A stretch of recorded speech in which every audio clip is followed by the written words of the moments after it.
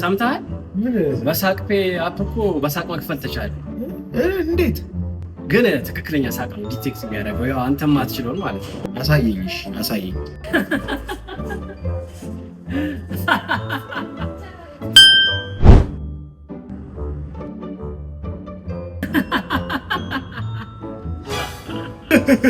አሬ ሳቅ እየሳቅ መንጋጭልህ እንዳይላቅ አምጣ ላሳየህ።